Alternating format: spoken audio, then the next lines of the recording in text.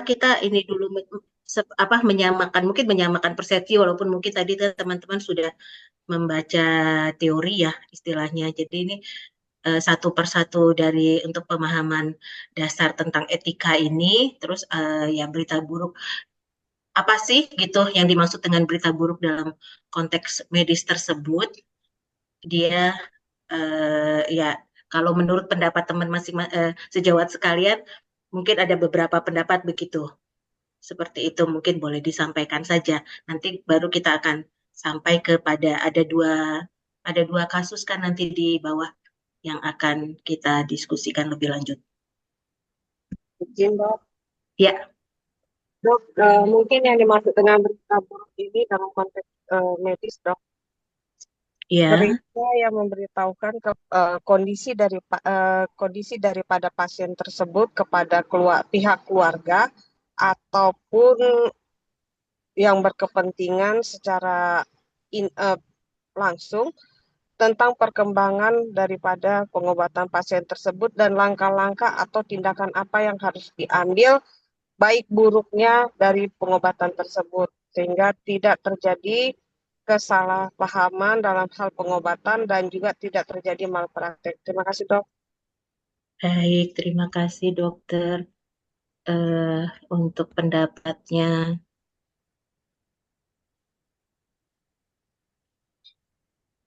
Adakah tambahan yang lain atau eh, setuju dengan pendapat dari yang disampaikan barusan?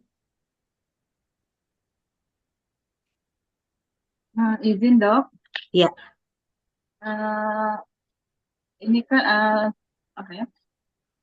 Ini eh, definisinya kan sesuai itu dok. Di sini penjelasannya di sini yang pertama ada berita buruk bisa berupa diagnosis penyakit berat, kegagalan pengobatan atau kematian. Saya cuman mungkin ingin membedakan di sini dok dalam apa konteks yang pertama ini berita buruk berupa diagnosis penyakit kegagalan pengobatan itu salah satu etika dalam breaking apa tadi BBM, breaking bad news. Breaking Bad breaking News. bad news. Kan ada dua model penyampaian. Jadi yang untuk penyakit berat sama kegagalan pengobatan itu masuk dalam breaking bad news yang model speakers. Baik. Dan kalau eh, tiga-tiganya kayaknya enggak yang dua nih dok penyakit berat dan kegagalan pengobatan itu speakers. Kalau yang kematian itu misalnya dia mendadak langsung dia gawat atau gawat apa darurat langsung atau gawat darurat itu dia masuk dalam model penyampaian ABCDE. Baik, Itu itu dulu dok. baik. Ada tambahan lain?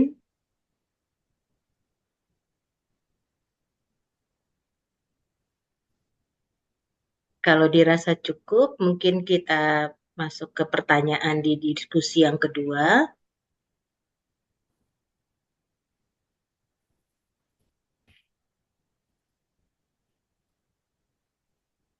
Mengapa penyampaian berita buruk harus dilakukan dengan pendekatan berbasis etika?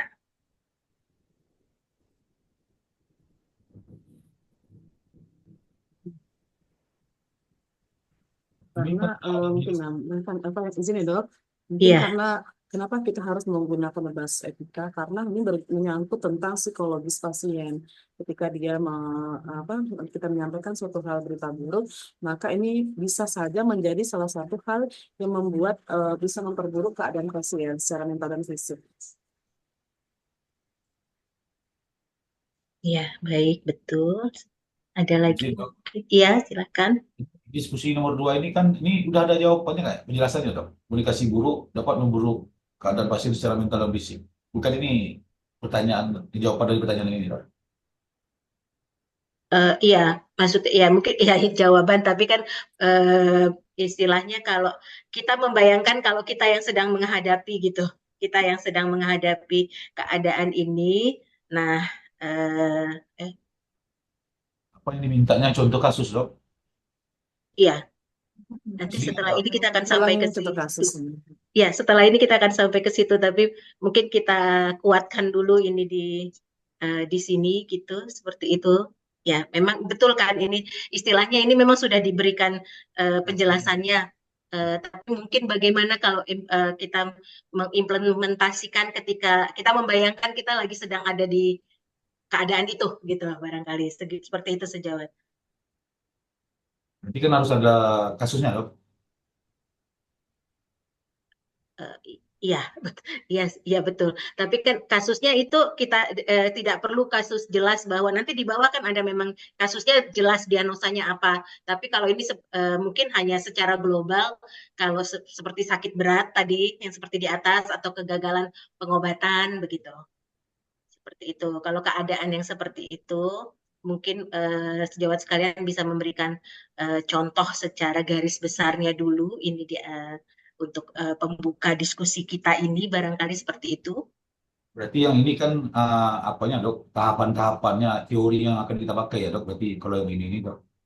Iya, betul. Izin dok, Ya, Eh, dia pertanyaannya mengapa penyampaian berita buruk harus dilakukan dengan pendekatan berbasis etika? Memang karena berita buruk itu sensitif gitu ya dok.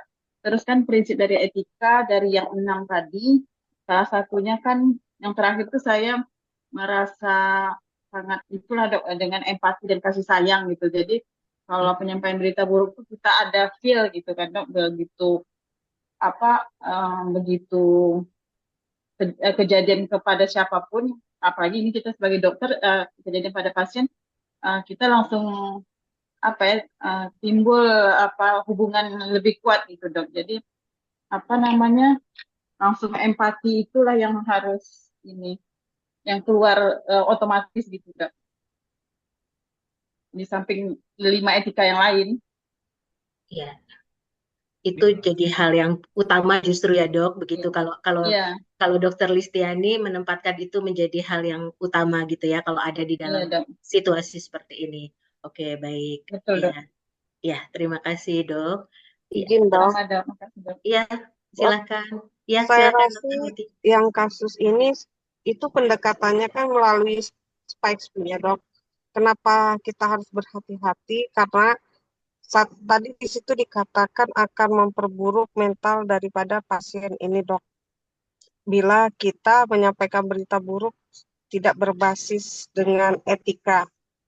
Saat kita menyampaikan itu dengan hanya apa kita saja dok, menurut keinginan kita tidak memakai spike tadi, maka seperti dok, sorry dok, sebentar. Seperti ini dok, berarti pasien itu tidak mempersiapkan mentalnya untuk menerima berita yang akan kita sampaikan dan sehingga dia mempunyai pemikiran yang negatif sehingga menjadi emosi pasien semakin meningkat dan pasien tersebut tidak bisa mengambil keputusan apa yang sebenarnya harus dilakukan. Disebabkan karena pemahaman pasien tadi tidak sesuai dengan apa yang kita sampaikan. Terima kasih, Dok. Baik, ya. Ini jadi kalau Dokter Neti melihatnya dari sisi pasiennya ya. Kalau tadi dari sisi kesiapan pasiennya, begitu Ya, ya, Dok. Dok. Ya.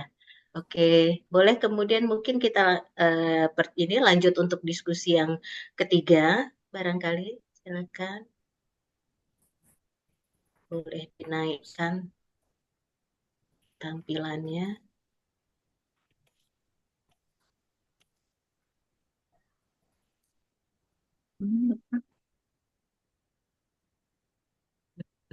Ya, tadi ya ini prinsip-prinsipnya ya. Nah ini kalau ya kembali lagi mungkin kalau sejawat sekalian, kalau ada dalam situasi seperti ini, di antara sekian banyak prinsip-prinsip yang ada ini, mana yang akan jadi senjata utama barangkali begitu ininya ya. Jangan Dita kayaknya, Dok. Iya, Ini dari Jabar kan dok, pegangan kita dok. Bagaimana, Dok?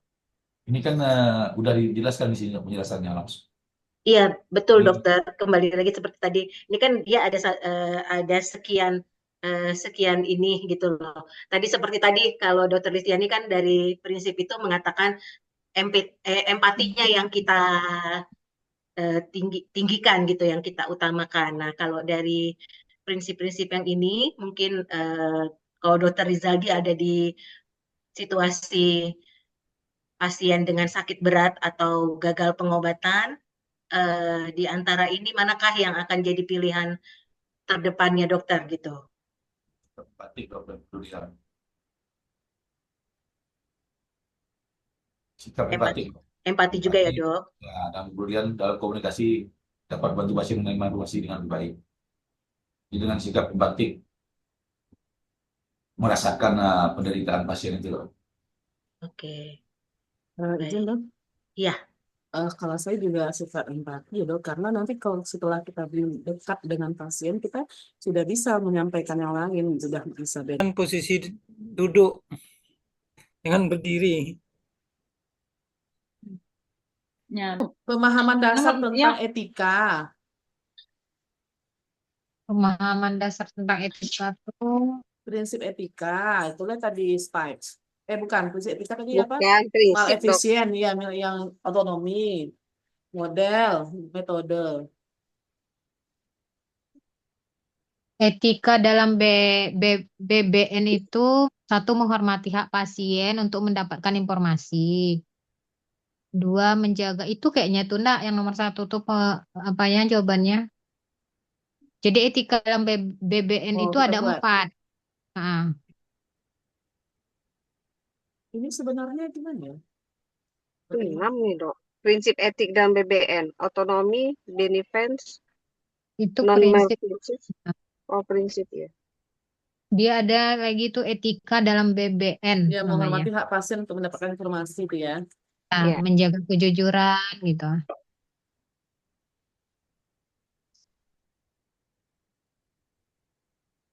Untuk mendapatkan, nggak kita sambungkan dengan ininya, dengan penyakitnya tentang Ya, apa ditentukan gitu ya. tuh. Nah, di ini Menghormati kan hak sesuai pasien. kasus kayaknya. etika dalam Iya kan, BBN. menghormati hak pasien untuk mendapatkan informasi tentang diabetes, tentang amputasi diabetes mellitus gitu kali ya. Iya, tentang apa? Komplikasi. Tentang apa itu Yang- tindakan amputasinya tuh enggak kah? Ya, tentang tindakan yang akan diambil ya. Tindakan amputasi gitu lah ya. Tindakan amputasi akibat komplikasi penyakitnya. Ya. Nah, kemudian Menjaga kejujuran, tetapi tetap memperhatikan perasaan pasien. Berarti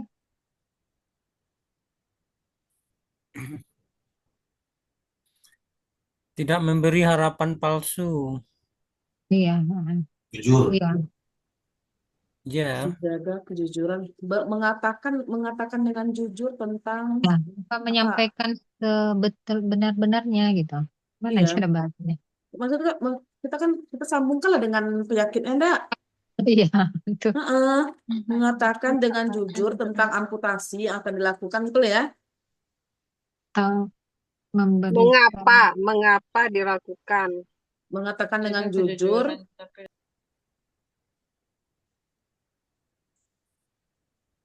penyampaian setelah penyampaian baru kasus kedua etika. Oke. Udah ya? udah. ini kayaknya bisa tambah nggak? Ini kayaknya di sini ya. Mm-mm. Ini pendekatan etisnya gimana di sini? Ini ya kayaknya di atas dulu nih.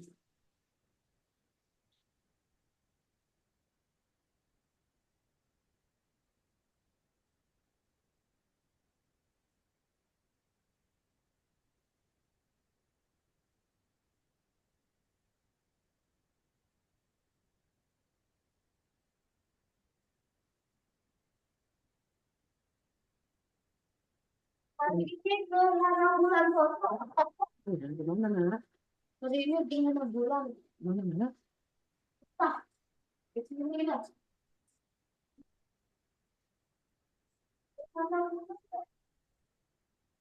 Ada pencerahan atau perbaruan dari kegiatan pelatihan kemarin, atau sebetulnya itu sudah diketahui semua oleh teman-teman sekalian? Menurut teman-teman gimana?